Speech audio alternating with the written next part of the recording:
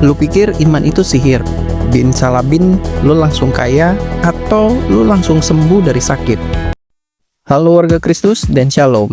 Banyak orang Kristen hari ini ikut sebuah ajaran yang terdengar penuh iman, tapi sebenarnya bisa menyesatkan. Gerakan ini namanya Word of Faith, atau ajaran iman yang bisa menciptakan kenyataan. Tapi, apa benar iman kita bisa bikin Tuhan wajib kasih apa yang kita inginkan atau yang kita mau? Hari ini kita akan bahas kesalahan besar dalam gerakan Word of Faith.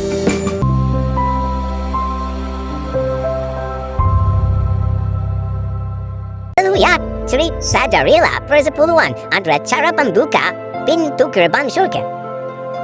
Buat saya persepuluhan adalah cara saya mengkonekkan keuangan saya sama keuangan surga. Belajar untuk bicara dengan mulut kita bahwa Tuhan adalah Yehovah Rafa. Bahkan izinkan Tuhan bicara lewat mulut kita. Bukan seperti orang kesurupan, tapi orang yang kepenuhan dengan Roh Kudus dan penuh dengan iman percaya.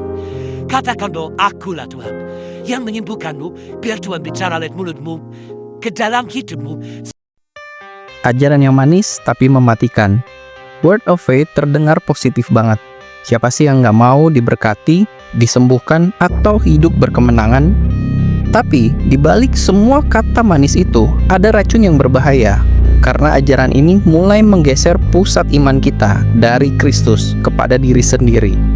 Dulu saya kenal seorang ibu jemaat, sebut saja namanya Maria. Dia menderita kanker stadium 3. Tapi karena gerejanya mengajarkan bahwa penyakit adalah bukti kurangnya iman, dia terus menolak pengobatan. Dia terus mendeklarasi, "Saya sembuh dalam nama Yesus." Tapi kondisinya terus menurun. Akhirnya dia meninggal dalam keadaan kecewa. Bukan hanya ke gerejanya, tapi kecewa sama Tuhan.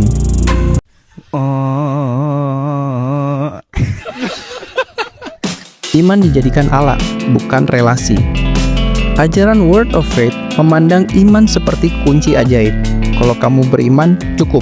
Kamu bisa membuka semua pintu berkat. Tapi ini membuat Tuhan seperti vending machine, tinggal masukkan iman, tekan doa, lalu keluar semua berkat. Padahal dalam Alkitab, iman bukan alat untuk mengendalikan Tuhan. Iman adalah kepercayaan dan penyerahan diri kepada Tuhan, bahkan ketika Tuhan berkata tidak. Contoh Alkitab, dalam Daniel 3 ayat 17-18, Sadrak, Mesak, dan Abednego bilang, "Tuhan sanggup melepaskan kami. Tapi sekalipun tidak, kami tidak akan menyembah berhala." Ini mereka bukan karena jaminan hasil, tapi karena mereka kenal siapa Allah mereka. Ucapan positif sama dengan realita. Gerakan ini juga mengajarkan bahwa ucapan kita menciptakan kenyataan. Jadi, kalau kamu bilang saya sembuh, maka kamu sembuh. Kalau kamu bilang saya diberkati, maka berkat akan datang. Atau kalau saya minta jodoh Hansohi langsung jatuh dari atap rumah lo. Masalahnya ini bukan iman, ini mantra. Kekristenan bukan sihir. Yesus tidak mengajarkan murid-muridnya untuk manipulasi kenyataan lewat kata-kata, tapi untuk berdoa dan berserah kepada kehendak Bapa.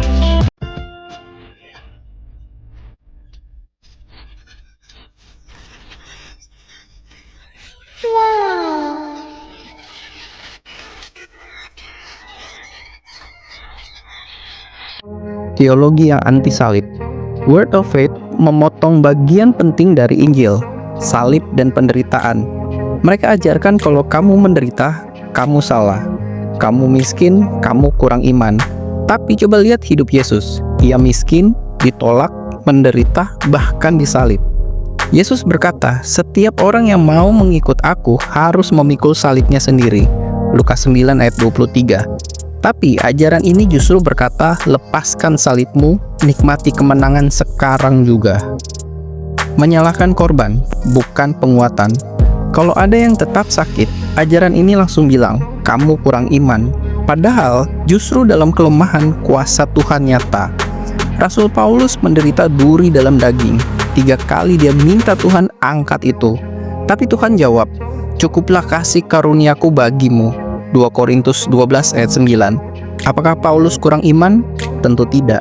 Justru karena dia beriman, dia rela menderita demi Kristus.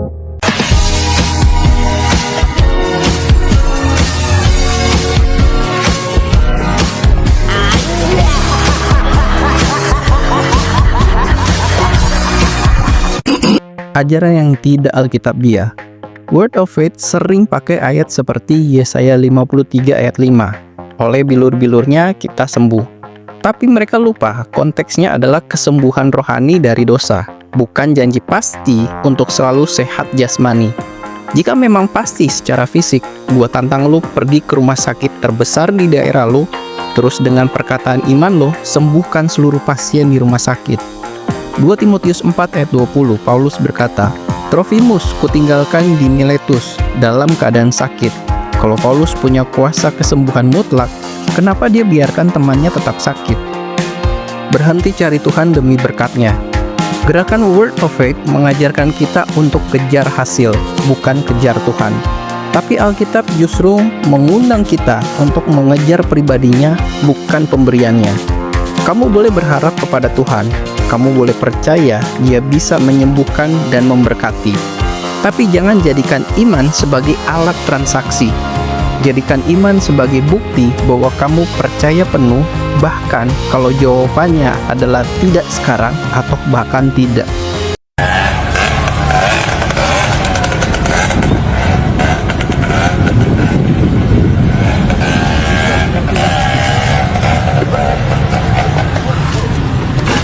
Kalau kamu ikut ajaran seperti ini, berani nggak kamu periksa ulang semuanya lewat Alkitab? Berani nggak kamu bilang, aku lebih butuh Yesus daripada sekedar jawaban doa?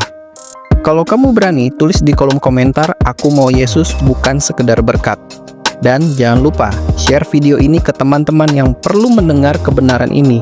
Karena kebenaran kadang menyakitkan, tapi itu yang membebaskan. Sampai di sini dulu pembahasan kita tentang Word of Faith. Tetap mengasihi Tuhan Yesus memberkati dan keep on fire.